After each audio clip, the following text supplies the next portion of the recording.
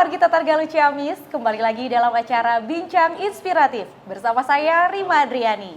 Kali ini kita akan berbincang mengenai sebuah perjalanan yang penuh inspirasi bersama seseorang yang luar biasa, asli Ciamis tentunya, pemuda Ciamis, yaitu the winner of Putra Batik Jawa Barat tahun 2025.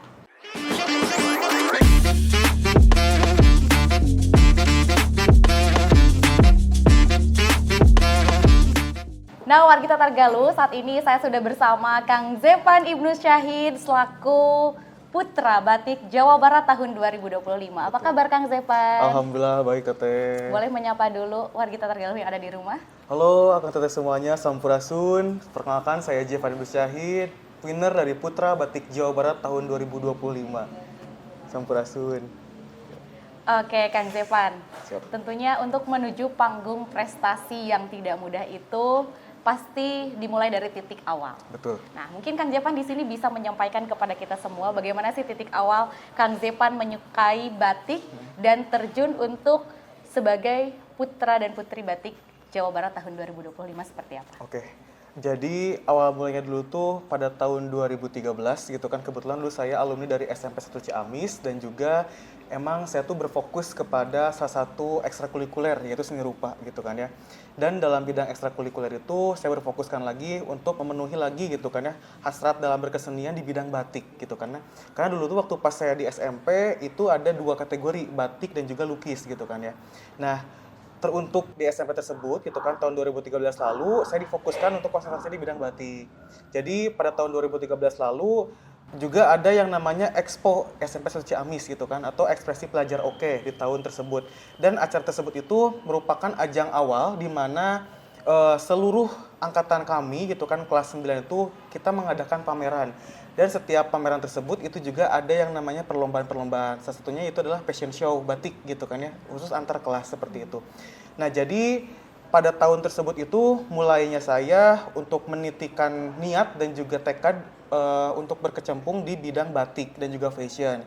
Dan alhamdulillahnya waktu pas 2013 lalu saya mendapatkan kategori desainer terbaik gitu kan untuk di expo tersebut gitu kan. Jadi bagi saya pribadi ketika saya sudah memulaikan langkah di titik itu, maka sepatutnya bagi saya untuk terus berkembang dan untuk terus maju gitu kan. Dengan niat dan juga tekad yang sudah bulat juga gitu kan ya, untuk menjejaki atau misalkan menapaki batik-batik yang ada di Kabupaten Ciamis seperti itu. Oke, berarti dari awal mulanya dari bangku sekolah Betul, ya? betul. Bangku sekolah, itu berarti udah mulai ngedesain-desain sendiri tuh batik Ciamisan? Sudah. Batik Ciamisan atau batik Ciamis? Batik Ciamis. Oke, ngomong-ngomong soal batik Ciamis nih, ada batik Ciamis, ada batik Ciamisan. Bisa nggak dijelasin itu apa sih bedanya? Oke. Nah, untuk batik Ciamisan sendiri gitu kan, kita berbicara tentang sejarah ya Teh ya gitu kan. Seperti yang sudah Jepan baca dari beberapa jurnal dan juga sudah mendatangi beberapa outlet dan juga beberapa pabrik, satunya itu adalah Rukun Batik Kabupaten Ciamis itu kan. Nah, pada tahun 1930-an gitu kan itu mulai masuk tuh yang namanya kerajaan-kerajaan masuk ke Priangan Timur gitu kan, itu awalnya. Nah, untuk perkembangan batik Ciamisan sendiri itu kita mulai itu sejak abad ke-16 seperti itu mulai masuk di zaman-zaman atau di era-era kolonial. Itu mulai tuh berkembang Teh gitu kan ya, bagaimana pembatik-pembatik dari era kerajaan masuk ke Priangan Timur hingga memunculkan batik-batik tradisional gitu kan. Dan alhamdulillahnya yang perlu kita ketahui adalah Ciamis itu masuk ke dalam 5 daerah klasik pembatik di Jawa Barat sendiri gitu kan ya. Dari Cirebon, Kuningan, Indramayu, Ciamis dan juga Tasik. Nah, itu merupakan daerah-daerah klasik yang mana batik-batik khas di Jawa Barat mulai bermunculan gitu kan ya. Salah satu motif batik yang sangat digemari sejak tahun 1980-an sampai tahun 2010 kemarin itu tuh yaitu motif-motif rereng. Gitu kan ya, ada motif-motif rereng Sogan, rereng Eneng dan lain sebagainya. Nah, sejak tahun 2010 ke sini itu mulai memunculkan batik-batik Ciamis yang mana batik-batik Ciamis itu merepresentasikan gitu kan bentuk-bentuk dari ragam budaya, flora fauna, pariwisata dan juga dari corak warnanya itu berbeda dengan batik-batik klasik. Kalau batik-batik klasik untuk khusus di batik Ciamisan itu motif-motifnya berwarna sogan, hitam, indigo, putih gitu kan ya. Nah, kalau misalkan berbicara tentang batik Ciamis, itu warna-warnanya lebih ngejreng. ungu, biru, merah, hijau dan lain sebagainya seperti itu teh. Oke, berarti batik Ciamis dan batik Ciamisan itu bukan hal yang sama ya Kang Zepan? Betul, betul. Ada perbedaan tersendiri. perbedaan. Nah, kalau untuk penggunaannya, apakah ada perbedaan juga atau seperti apa? Oke, untuk penggunanya sendiri teh gitu kan ya, kita ada 2 implementasi gitu kan. Yang pertama berbicara tentang batik Ciamisan. Karena sejak zaman dulu tuh batik Ciamisan digunakan oleh para menak gitu kan. Itu pada kaum-kaum yang kita tuh baru mengenal pendidikan gitu kan, khususnya di Priangan Timur. Jadi untuk yang batik-batik rereng sendiri gitu kan, kita penggunaannya kayak zaman sekarang tuh kalau misalkan dibilang tuh kayak baju pengantin, bawahannya pengantin seperti itu pakai lamban gitu kan ya. Nah itu dikhususkan untuk penggunaan batik rereng seperti itu. Nah untuk batik Ciamisnya sendiri gitu kan itu sebenarnya lebih fleksibel dikarenakan apa? Motif-motifnya tidak terlalu pakem dan juga motif-motif tersebut itu kan bentuknya motif-motif kontemporer seperti itu dengan padu padan warna yang sangat mencolok itu bisa bisa dikolaborasikan gitu atau bisa di mix and match dengan beberapa fashion yang kita semua punya kayak gitu. Contoh misalkan yang saya pakai sekarang ini batik-batik motif kontemporer gitu kan. Kebetulan ini juga Ini motifnya batik Ciamis gitu kan seperti itu. Ini batik Ciamis dengan motif hayam jago seperti itu. Nah, saya juga kan sekarang menggunakan kemeja polos gitu kan dan juga aksesoris seperti kain wastra tenun seperti ini. Itu kan bisa juga kita combine-kan menjadi sebuah fashion seperti itu. Bahwasanya batik tersebut tidak melulu untuk digunakan sebagai atasan. Kecuali kalau misalkan memang kita event-event formal baru kita menggunakan kemeja gitu kan. Kalau misalkan kita event tradisi pasti menggunakan pakaian adat seperti itu. Nah, jadi untuk batik-batik sendiri gitu kan khususnya di Pulau Jawa gitu kan pasti ada pakeman-pakeman untuk digunakan. Nah, dimulai dari rasa cinta terhadap satu karya batik ya, sampai pada akhirnya mengantarkan Kang Zepan menuju ke Putra Putri Batik Jawa Barat tahun 2025. Apa tuh motivasi yang mendasari dari diri Kang Zepan sendiri selain didasari dari rasa cinta terhadap batik sendiri? Oke, untuk motivasi terbesar saya yang pertama gitu kan, saya ingin mengembangkan diri gitu kan di bidang industri batik, khususnya di ekonomi kreatif gitu kan ya. Terlepas daripada itu, latar belakang yang paling saya junjung tinggi yaitu adalah ingin berterima kasih kepada guru-guru saya yang sudah mendidik dari awal tahun 2013 lalu gitu kan ya. Yang mana di situ saya ingin berniat sekali ingin mengembangkan gitu kan ya batik-batik yang ada di Kabupaten Ciamis gitu kan seperti itu. Dan juga ada satu motivasi terbesar yang mungkin Akang Cece atau Akang Teteh yang belum tahu gitu kan ya.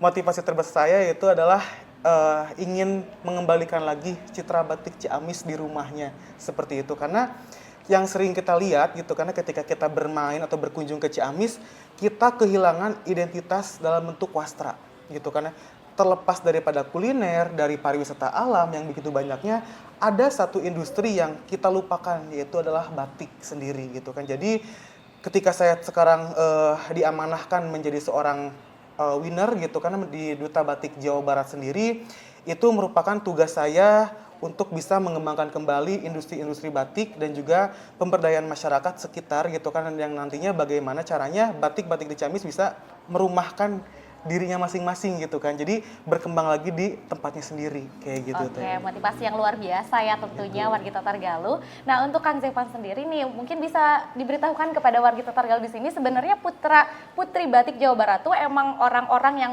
memiliki passion di bidang batik atau seperti apa nih? Oke. Untuk passionnya sendiri gitu kan ya. Jadi putra putri batik itu tidak melulu mereka tuh berfokus kepada batik. Dan pada ajang kemarin yang sudah saya lakukan atau sudah saya ikuti, yaitu mereka kebanyakan fokusnya ke bidang-bidang modeling teh. Modeling dan juga ada beberapa yang berfokus kepada bidang pendidikan juga. Jadi memang meskipun kita berbeda-beda latar belakang gitu kan ya, tapi kita semua tuh memiliki satu visi, ingin mengembangkan batik-batik yang ada di daerah kita masing-masing, seperti itu. Jadi makanya kita tergabung ke dalam satu yayasan atau satu paguyuban yaitu Duta Batik Jawa Barat yang dinaungi oleh Yayasan Batik Jawa Barat atau YBJB sendiri gitu kan ya, yang diketuai oleh Ibu Sandy gitu kan ya.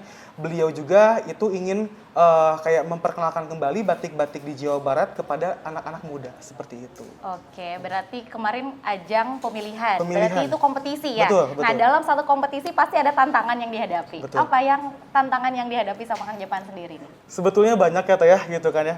Tapi salah satu tantangan terberat bagi saya itu adalah konsistensi. Konsistensi. Gitu ya. Iya. Jadi maksudnya gini, ketika kita sudah menapaki satu pendidikan atau satu titik gitu karena di bidang batik, berarti mau nggak mau kita harus bisa tahu nih dari A sampai Z-nya, dari akar sampai ke pucuk-pucuknya gitu kan ya. Nah, jadi tantangan tersebut yang bagi saya itu berat, harus menapaki lagi sejarah-sejarah batik yang ada di Jawa Barat gitu kan, kayak gitu. Dan ketika kita ada di interview gitu kan ya, terus saya sebagai seorang praktisi juga gitu kan, berfokus kepada bidang akademisi yang juga berkesinambungan dengan masyarakat gitu kan ya. Jadi bagaimana caranya kita bisa mempercayai dewan-dewan juri tersebut gitu kan ya, untuk bisa tertarik kepada advokasi yang saya buat seperti itu. Oke, berarti itu kembali juga ke hal yang menonjol nih. Betul. Karena tadi Kang Jepan sampaikan bahwa untuk peserta-peserta lain hanya fokus ke modeling. Sementara dari diri Kang Jepan sendiri terpilih sebagai winner, apa nih yang memutuskan untuk juri? Wah, ini cocok nih jadi winner. Apa? Oke, kalau kemarin ya gitu kan kita berbincang-bincang sedikit gitu kan ya dengan para dewan juri ketika sudah beres grand final gitu kan ya. Ada satu yang menurut mereka tuh paling menonjol dalam diri saya. Yang pertama, saya merupakan pelaku batik juga gitu kan ya. Selain daripada fokus di bidang akademisi gitu kan dan juga fokus kepada bidang praktisi, saya juga merupakan salah seorang pelaku di bidang usaha batik gitu kan. Jadi mungkin gitu kan ya, beliau-beliau atau para dewan juri tersebut memilih saya dikarenakan sudah memahami sedikit banyak tentang batik yang ada di daerah saya masing-masing gitu kan. Dan juga terlepas daripada daerah kami yang kami angkat masing-masing itu, ada juga beberapa motif batik yang seharusnya kita angkat kembali seperti itu Teh. Ada satu alasan lagi ya gitu kan Teh gitu kan, kenapa mungkin beberapa dewan juri memilih saya atau mempercayai saya menjadi seorang winner batik di Jawa Barat sendiri gitu kan, seperti itu. Ada salah satu motif yang sedang saya kembangkan juga gitu kan, yaitu adalah motif kembang bungur khas dari Jalatrang gitu kan, yang saya angkat di provinsi kemarin gitu kan. Dan juga kami juga mendesain sebuah motif baru gitu kan, selain daripada kembang bungur dipadupadankan juga dengan motif kareo seperti Kareo itu. itu apa? Kareo itu adalah burung rawa yang ada di Jalatrang, karena kan desa Jalatrang itu terkenal juga dengan wilayah pedesaan yang masih berkesinambungan dengan unsur air dan sawah. Jadi di situ masih banyak burung-burung kareo atau burung-burung bangau kecil gitu kan, yang bisa kita olah menjadi sebuah desain motif batik. Serta juga selain daripada flora dan fauna juga, kemarin itu saya mengangkat satu motif juga, yaitu motif Cakra Rahayu Kancana, yaitu merupakan motif yang bersimbol atau menyimbolkan daerah Kegaluhan di Kabupaten Ciamis kayak gitu. Oke, berarti emang cocok nih, udah cocok jadi winner, dan pastinya winner itu adalah satu titel yang sangat berat ya untuk Kang Jepan sendiri, apalagi di sini konsistensi yang tadi Kang Jepan sampaikan. Nah, kemudian dari satu titel winner ini, apa tanggung jawab terbesar Kang Jepan nantinya? Aduh, salah satu tanggung jawab terbesar bagi saya yaitu adalah yang pertama gitu kan ya, saya harus membawa nama baik Kabupaten Ciamis khususnya gitu kan, terutama di bidang batik. Lalu yang kedua, selain daripada Kabupaten Ciamis, nama saya sekarang sudah tercantum di Jawa Barat sendiri gitu kan. Jadi saya juga harus belajar bagaimana caranya mengembangkan batik-batik yang ada di Jawa Barat sendiri, serta juga memperkenalkan kembali batik-batik khas Jawa Barat, serta juga batik Kabupaten Ciamis di kancah tingkat nasional nanti gitu Teh, kayak gitu. Oke, ngomong-ngomong saat tingkat nasional, berarti dari seorang duta batik Jawa Barat nanti akan berajang lagi di nasional. Di nasional. Apa betul. persiapan yang sudah dilalui mungkin? Oke, untuk persiapan sendiri yang pertama gitu kan, saya mempersiapkan mental dulu gitu kan ya. Dikarenakan mental paling penting ketika saya sekarang sudah bisa melihat nih lawan-lawan saya di tingkat provinsi lain gitu kan ya. Juga memang ajang tingkat nasional itu tidak hanya berfokus kepada bagaimana saya untuk meningkatkan kapasitas diri saya gitu kan, tetapi juga bagaimana saya nantinya bisa dihadapkan dengan orang-orang penting gitu kan, setingkat kementerian, setingkat dinas dan lain sebagainya di tingkat nasional nanti gitu kan. Dan juga untuk persiapan selanjutnya yang sudah saya geluti yaitu adalah memberdayakan kembali para masyarakat dan juga ibu-ibu, serta juga kita alhamdulillah sudah audiensi juga Teh dengan beberapa instansi di Kabupaten Ciamis yang akan bersinergi membantu gitu kan ya, bagaimana nantinya jalannya advokasi saya dapat terlaksana di Jawa Barat sendiri khususnya, dan juga Kabupaten Ciamis seperti itu. Untuk di tingkat nasional sendiri itu waktunya kapan nih Kang Jepan? Oke, untuk tingkat nasional nanti itu ada di bulan Oktober dan juga November gitu kan, kemungkinan pasti di akhir Oktober atau awal November, karena kita gitu kan perlu mempersiapkan, alhamdulillah kita dikasih waktu Teh kurang lebih 10 bulan gitu kan untuk kita bisa mempersiapkan diri di tingkat nasional seperti itu. Oke, berarti waktu 10 bulan ya untuk mempersiapkan hal-hal terbaik tentunya menuju ke kancah nasional. Semoga juga menghasilkan yang baik juga. Mungkin Kang Zepan di sini akan memohon doa restunya kepada warga Tatargaluh. Oke, baik. Saya Jepan Ibnu Syahid, Duta Batik Kabupaten Ciamis yang alhamdulillah sekarang diamanahi menjadi seorang winner Putra Batik Jawa Barat yang akan mewakili Provinsi Jawa Barat di tingkat nasional. Memohon doa dan juga restunya kepada wargi Tatargaluh Kabupaten Ciamis. Semoga saya bisa mengharumkan nama baik Jawa Barat, terkhusus di Kabupaten Ciamis, juga bisa kembalinya industri batik-batik yang ada di Kabupaten Ciamis. Dan semoga dengan adanya perwakilan Duta Batik Jawa Barat yang maju ke tingkat nasional, semoga saja nantinya bisa membuat dan juga memberikan kabar gembira untuk Provinsi Jawa Barat dan juga khususnya untuk Kabupaten Ciamis. Berarti untuk di ajang tingkat nasional nanti sudah banyak yang dilalui dan dipersiapkan ya, Kang Zepan. Nah, tentunya selain nanti berharap yang terbaik ya, entah itu mudah-mudahan sebagai winner kembali, tapi pasti ada target tersendiri untuk di daerah nih. Kembali ke Kabupaten Ciamis. Apa yang harapan terbesar Anda untuk Kabupaten Ciamis nanti, termasuk saat Anda nanti akan berlaga di ajang nasional? Oke. Untuk harapan saya pribadi gitu kan ya, sebagai duta gitu kan, duta batik khususnya gitu kan di Jawa Barat tahun 2025 sekarang gitu kan ya, terlepas daripada winner ya Pak ya gitu kan ya, karena nantinya setelah kita atau saya pribadi masuk ke ajang nasional, pasti kita akan kembali ke daerah kita masing-masing gitu kan ya. Harapan saya yang pertama bisa kembali berkecimpung gitu kan dalam industri batik, serta juga kita bisa dapat memberdayakan kembali masyarakat-masyarakat atas ilmu yang sudah saya dapatkan dan juga pembekalan dari tingkat nasional, terus mungkin nanti dari tingkat nasional tersebut nanti kan ada pembekalan juga dari kementerian gitu kan, apalagi khususnya di bidang ekonomi kreatif dan industri kreatif seperti itu. Jadi itu kita akan berikan statement atau kita akan berikan satu ilmu kepada masyarakat yang nantinya gimana caranya masyarakat-masyarakat di Kabupaten Ciamis khususnya gitu kan ya bisa lebih mengenal batik dari proses awal hingga akhir seperti itu. Lalu selanjutnya, selain daripada kita berfokus kepada ekonomi kreatif dan juga industri kreatif, yang paling utama dan paling penting adalah kita menjalankan advokasi kembali, gitu kan, bagaimana caranya, gitu kan, gerakan literasi batik ini bisa dikenalkan kembali di Kabupaten Ciamis dan juga Jawa Barat, gitu kan ya. Karena kalau misalkan kita sekarang hanya berfokus untuk menjadi pemenang di tingkat nasional, kita pasti akan tidak konsistensi dengan apa yang kita sudah mulai di awal, gitu, seperti itu. Jadi untuk di tingkat nasional nanti tidak hanya melulu bagaimana kita mempersiapkan looking gitu kan, tetapi juga kita mempersiapkan juga brain gitu kan, atau pemikiran-pemikiran kita yang nantinya bisa dikonsentrasikan dan juga kita kembangkan kembali di tingkat nasional dengan orang-orang atau dengan para finalis lain di tingkat provinsi-provinsi lain seperti itu. Oke, nah Kang Zepan, tadi juga Kang Zepan sempat menyinggung sedikit terkait hal yang telah diimplementasikan oleh Kang Zepan sendiri. Karena sebagai orang yang berkecimpung di dunia batik, Kang Zepan punya rumah produksi sendiri, betul? Alhamdulillah, Teh. Nah, mungkin bisa dikasih tahu nih ke warga Tatargaluh seperti apa rumah produksi yang dimiliki Kang Zepan ini? Oke, untuk rumah produksi sendiri gitu kan, itu masih berada di belakang rumah sih Teh bentuknya gitu kan. Jadi emang saya fokuskan di belakang rumah itu, kita juga alhamdulillah saya pribadi mendapatkan support dari orang tua gitu kan, khususnya. Jadi beliau-beliau yang mendukung anaknya untuk bisa membuat satu pabrik kecil gitu kan, satu tempat kecil yang difokuskan untuk pengembangan batik-batik atau para pengrajin nantinya gitu kan bisa di sana seperti itu. Nah, untuk sekarang sendiri alhamdulillah ada 5 orang pembatik, yaitu ibu-ibu di sekitaran rumah yang saya ajarkan membatik gitu kan. Bisa dikatakan kami masih baru muncul ya Teh ya gitu kan. Karena kita baru menapaki kurang lebih baru 4 bulan sekarang tuh gitu. Tapi alhamdulillahnya ketika kita sudah jalan dari awal dan berkomitmen dengan para beliau-beliau untuk belajar membatik, dan juga memang beliau-beliau tidak ada tekanan apapun gitu kan ya, itu pure mereka juga ingin belajar tentang membatik dan sebagainya.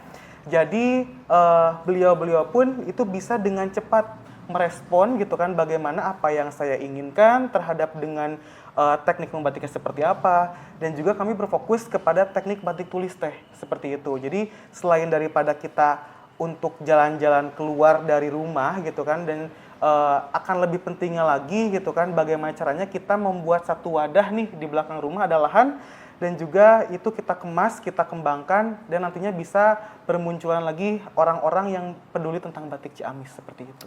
Oke, rumah produksi yang dimiliki dengan dukungan penuh dari orang tua ya Kang Zepan memberikan manfaat juga untuk warga sekitar, ibu-ibu yang memang mau bergelut di bidang batik. Ini juga satu hal yang luar biasa. Ini rumah produksinya di mana nih Kang Zepan? Untuk rumah produksi sendiri, itu kan alamatnya ada di Jalan Bakti Karya 1, RT 3 RW 9, Kertasari, Ciamis, bertepatnya di daerah kantor pajak atau jalan perkantoran yang menuju ke Simanalagi Lesehan. Seperti itu teh. Oke, berarti ini terbuka untuk warga Tatargaluh yang mau berkunjung ya? Iya, betul banget teh. Iya, siapa tahu ada warga Tatargaluh yang mau belajar membatik atau bahkan berkenalan aja terlebih dahulu ya. Itu boleh, Kang Zepan juga akan selalu ada di sana nggak sih? Betul, insya Allah ada di sana teh. Iya, ditunggu ya warga Tatargaluh untuk datang ke rumah produksinya Kang Zepan. Namanya apa? Kerabat Studio. Nah, Kerabat Studio. Oke, saya pikir itu adalah satu implementasi yang luar biasa ya, bukan hanya berangkat dari seorang winner putra batik Jawa Barat, tapi sebelum Kang Zepan meraih gelar itu pun, Kang Zepan sudah di sana ya, berkecimpung di sana, luar biasa. Rumah produksi ini juga bukan hanya memberikan manfaat besar untuk Kang Zepan pribadi ya, tapi untuk masyarakat khususnya yang mau mengenal batik ya. Nah, ini mungkin jadi salah satu pesan utama nih. Apa untuk anak muda sendiri, karena Kang Zepan berangkat dari sosok anak muda yang menginspirasi anak muda lainnya tentunya. Apa yang ingin Kang Zepan harapkan dari anak muda khususnya di Kabupaten Ciamis untuk sama-sama menggeluti dan cinta terhadap batik Ciamis ini? Oke. Pesan dari saya pribadi gitu kan untuk anak-anak muda seusia saya khususnya gitu kan, bahkan bisa diimplementasikan juga kepada anak-anak yang masih sekolah gitu kan, seperti itu. Nah, pesannya yang pertama, jikalau kalian punya satu bakat dan satu minat, satu bidang gitu kan, bidang apapun itu gitu kan, kalian cukup tekuni saja bidang tersebut. Karena kita nggak tahu kita ke depan akan seperti apa, kita ke depan akan bertemu dengan siapa dan akan menjadi apa di kemudian hari gitu kan. Berangkat dari saya pribadi gitu kan ya, sejak tahun 2013 dan sebelum tahun 2013 lalu saya hobi banget yang namanya menggambar gitu kan. Jadi saya fokuskan hobi saya itu tidak hanya sekedar coret-coret di kertas atau coret-coret di dinding, tetapi juga dibarengi dengan motivasi orang tua juga gitu kan, bagaimana caranya orang tua tuh memfasilitasi anaknya gitu kan. Dan alhamdulillah hingga sampai di titik ini orang tua masih bisa mensupport dengan baik gitu kan. Jadi untuk pesannya yang pertama, tetap konsistensi gitu kan dengan satu bidang yang apapun kalian sukai gitu kan ya. Dan juga untuk batik khususnya bagi kalian yang menyenangi seni rupa atau di kria tekstil, itu sangat diperbolehkan untuk bisa mengembangkan kembali motif-motif yang kalian punya ciri khas misalkan seperti itu, dan juga memiliki satu ide kreatif itu bisa dituangkan ke dalam sebuah bentuk motif seperti itu. Lalu selanjutnya juga jangan patah semangat, karena kita gitu kan selama berproses pasti kita akan menemui halangan-halangan dan juga rintangan-rintangan yang pasti itu membuat kita akan berpikir menjadi lebih dewasa lagi gitu kan, akan berpikir menjadi lebih matang lagi, dan itu pun masalah-masalah tersebut akan memuatkan kita ke depannya gitu di kemudian hari gitu kan. Yang tadinya memang saya pribadi tidak jago untuk public speaking gitu kan ya, lalu juga saya berlatih gitu kan dan sebagainya, dan alhamdulillah juga berkat dari satu hobi yang saya tekuni gitu kan, itu bisa membawa kebaikan untuk semua juga, seperti itu. Oke, luar biasa sekali perbincangan kita hari ini bersama Kang Zepan Ibnu Syahid, winner Putra Batik Jawa Barat tahun 2025. Dari kisah perjuangan hingga visi besar untuk pelestarian batik, kita semakin yakini bahwa anak muda memiliki peran penting dalam melestarikan warisan budaya. Semoga perjalanan Kang Zepan ke tingkat nasional diberikan kelancaran dan kemudahan ya, serta setiap langkahnya ada dalam ridho dan lindungan Allah Subhanahu wa taala. Dan terima kasih untuk Kang Zepan atas kisah inspiratifnya. Terima kasih juga untuk warga Tatargaluh yang telah menyaksikan bincang inspiratif pada episode kali ini. Jangan lupa terus dukung generasi muda dalam berkarya dan melestarikan budaya kita. Saya Rima Adriani beserta Kang Zepan Ibnu Syahid dan seluruh rekan yang bertugas mohon pamit undur diri. Sampai jumpa di kesempatan bincang inspiratif berikutnya. Wassalamualaikum warahmatullahi wabarakatuh.